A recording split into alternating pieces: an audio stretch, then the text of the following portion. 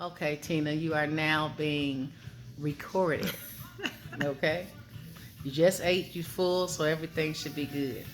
So now, I was asking you when we were just sitting here, what made you, how did you learn how to save money? What makes you, because we talk about our kids having uh, problems with saving money Mm-hmm.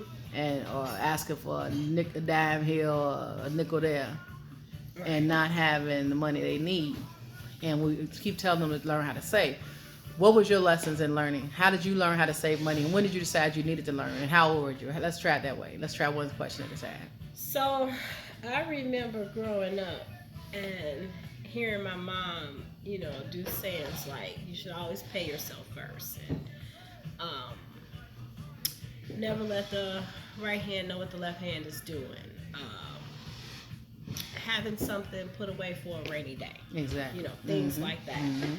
And so once I started having got married and started having kids and combining households, with a husband that wasn't raised with you, um, and their spending habits and savings habits being completely different from yours, or neither one of you having a savings habit. Right. And then it came to being a single parent and everybody in the household being totally dependent on me.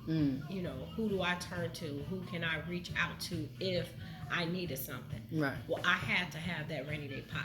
Right. So that was my goal. Once I graduated with my associates, I started saving because I wanted to purchase a home. Okay, so the goal was to save for a home so I could be a homeowner. Okay. And to put my kids in a better situation. So, just reading different books. I read, what was it? The guy who does the Operation Hope, about getting out of debt and becoming a homeowner and everything like that. Just reaching out, looking for different places. But the main thing was to get started. Right. So I literally started with $20 a pay going into a savings account in a credit union that was hard to access, that I could not touch. And I told myself, regardless of what happened, I was not going to touch this money. Okay. Now, so how did you make yourself not touch that money? So I had it taken out from my direct deposit. So and what about your debit card, though? Oh, I took the debit card that came with the account and I actually froze it in a block of ice in the freezer.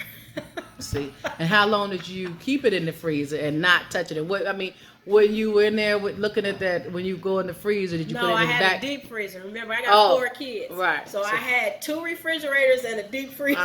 Okay. So it was at the bottom of the deep freezer. So out of sight, out of mind. That's right. And that credit union wasn't a credit union. It was actually a credit union from Indianapolis. So I had to go to a specific place to get this money. You see what I'm saying? Okay. And so that just made it hard, so it wasn't easily accessible. And so then every time I got a raise, I increased that amount. Up to $30, up to $40, up to $50. And it was a direct deposit type thing. So you didn't even have to see that money. When my paycheck came in, that money went straight to the credit union, and then the rest of my check went to my bank account that I used to pay my bills and my everyday things. The end goal was to do what financial experts recommend, and that is to have a year's worth of mortgage in the bank for your rainy day fund.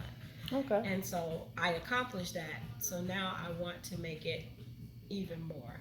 Okay. But we're working towards that.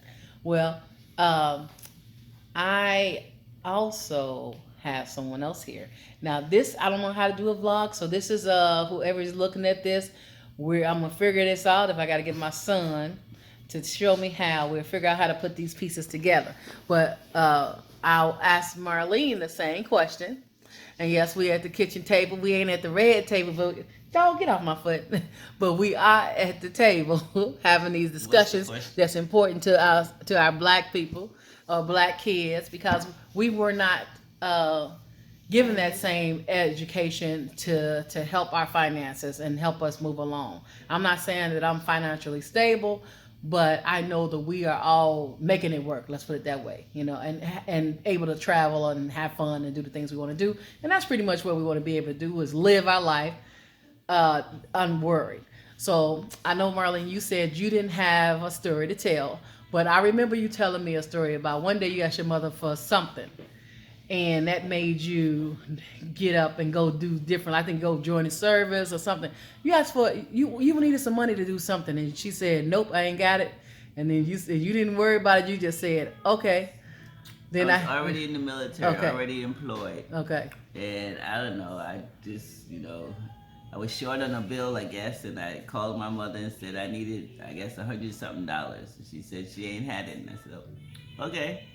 And from that point on, it's like, well, ain't nobody you can call, so you better pull up your bootstraps and make it work. Okay, and you did that by going to school, and what? What did you do? Well, I was already in school. It's just that you make your paycheck stretch for you. Okay. Don't be spending like you got money to spend for the rest of every day. Someone's gonna fill your pocket for you. What you got is what you got. You better pay your bills and carry And that's on. a good story too. That's a good story because Credit cards is supposed to be for an emergent expenditure. right. Not just I'm going shopping. Right, I because got this I want- card. I want this. I want that. Right. You gotta pay for it at the end. But what about these debit cards? And what I mean, like I was telling Tina earlier, that Marlene, can you scoot up so I don't have to go back and forth because it's just this phone.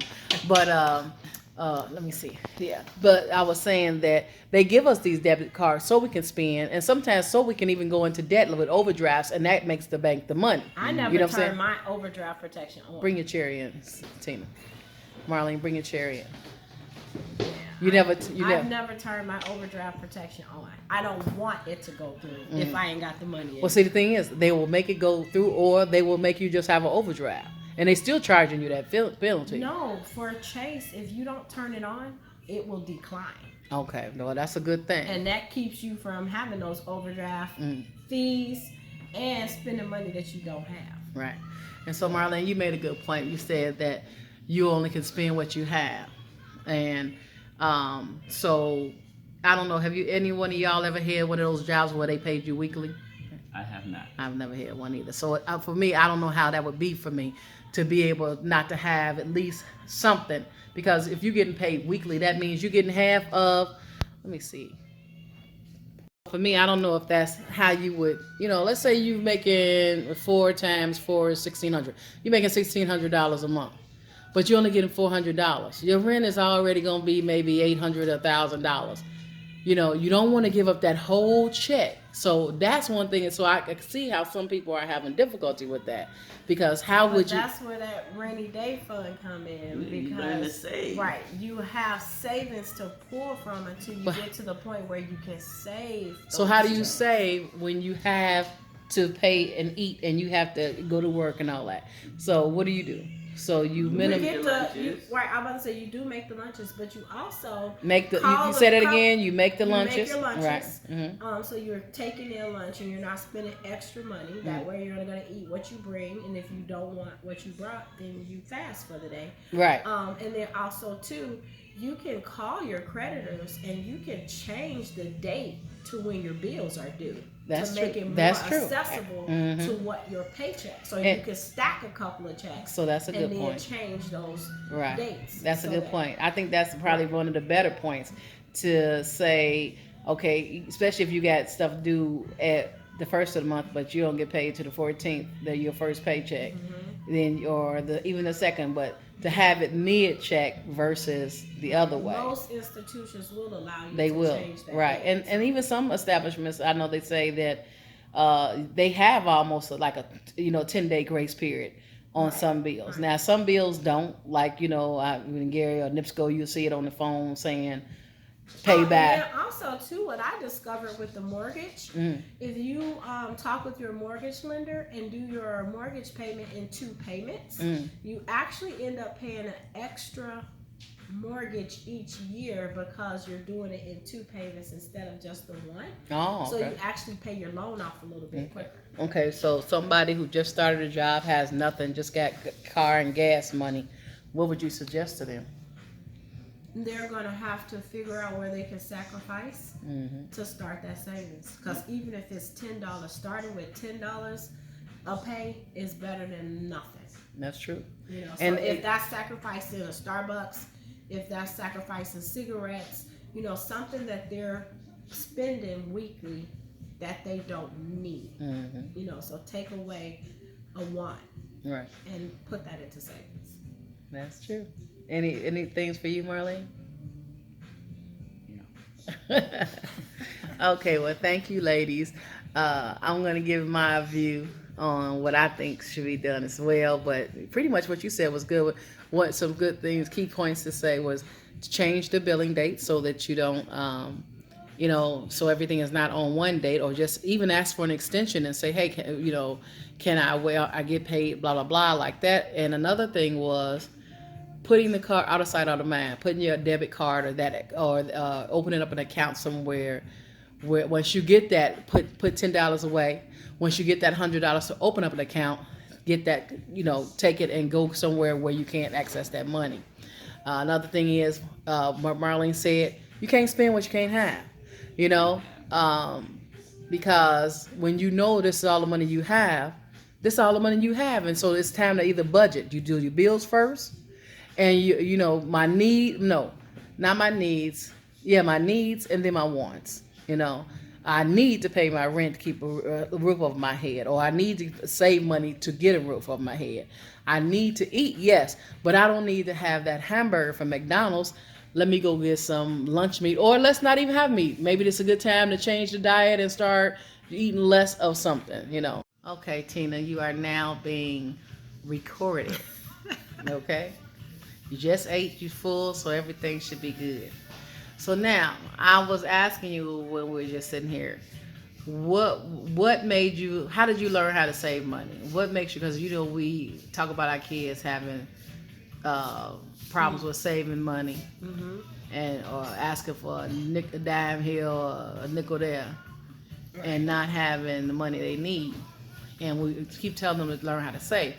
What was your lessons in learning? How did you learn how to save money? And when did you decide you needed to learn? And how old were you? Let's try it that way. Let's try one question at a time. So I remember growing up and hearing my mom, do sayings like, you should always pay yourself first. And never let the right hand know what the left hand is doing. Having something put away for a rainy day. Exactly. Things like that. And so once I started got married and started having kids and combining households, with a husband that wasn't raised with you, and their spending habits and savings habits being completely different from yours, or neither one of you having a savings habit. Right. And then it came to being a single parent and everybody in the household being totally dependent on me. Who do I turn to? Who can I reach out to if I needed something? Right. Well, I had to have that rainy day pot. Right. So that was my goal. Once I graduated with my associates, I started saving because I wanted to purchase a home.